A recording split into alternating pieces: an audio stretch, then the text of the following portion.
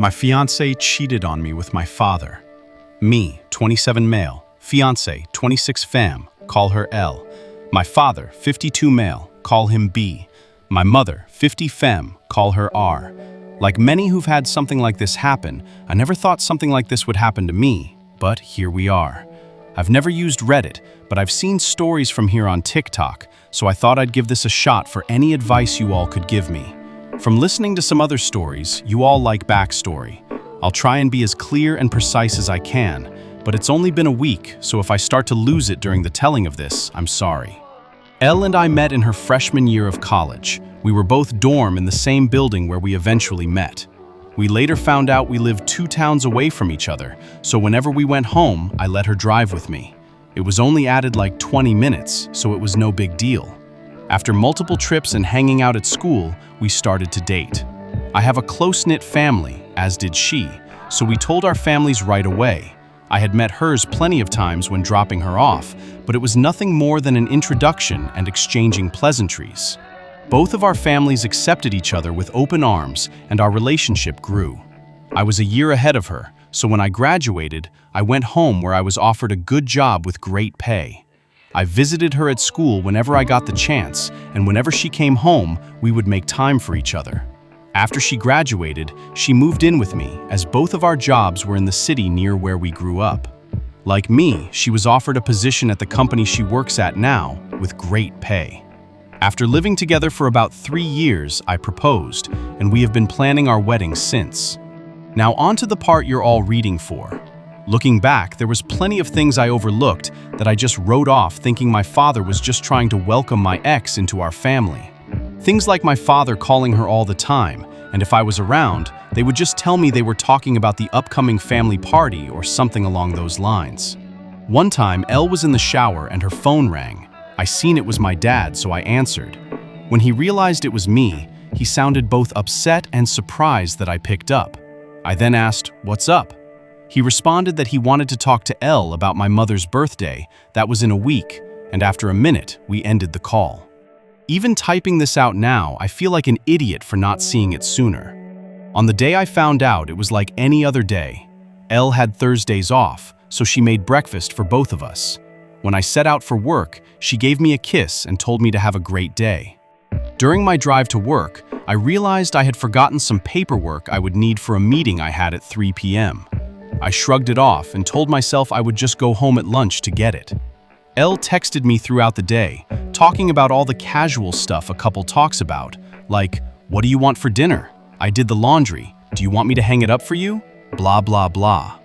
I didn't think it necessary to text her I was coming home for lunch, so when it came around, I just left work and went home. When I got home, I noticed a car that looked like my father's in our parking lot, but I didn't think anything of it and just parked and went into our building. When I opened the door, I was met with a scene out off a movie where a man comes home early and catches his spouse cheating. Such a cliché. There was a trail of clothes, both his and hers, leading to my bedroom, and the sound of faint moans echoed through my apartment. I stood at the door in utter shock. My brain was a mix of rage, sadness, and disgust. But if you were a fly on my wall, you would see what looked like a statue. I just couldn't move. When I finally snapped to, not knowing how much time had passed, I took out my phone to record. I picked up all the clothes that were on the floor and threw them into the hall of the building. After, I filmed the walk to my bedroom. The door was open. I stood in the doorway filming for about a minute, then flipped on the lights. They both jumped at the sudden light and looked at me, and to my utter shock, it was my father in the bed with her. After the initial stun, my father noticed I was recording and started to panic, trying to find anything to cover himself and telling me to stop recording. He found a towel and wrapped it around himself and started to walk toward me. I told him, "If you don't want to get hurt, stop coming to me." He either didn't care or didn't hear me and reached for my phone. I hit him square on the jaw. His head bounced off the door and slumped to the ground. Elle shrieked.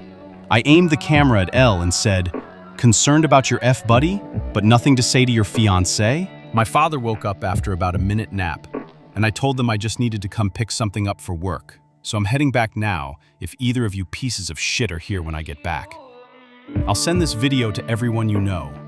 I ended the video, looked at my dad, who was still coming to, and said, "You're dead to me. You're no longer my father, but you might want to go home and talk to Mom because I'll be talking to her very soon." I sat in my car for a while until one of the bosses at work called to ask where I was. I told her I was on my way back right now. When I got to her office to hand her the paperwork, I must have looked awful because she started asking what was wrong with me. I told her it was nothing and I'd be okay.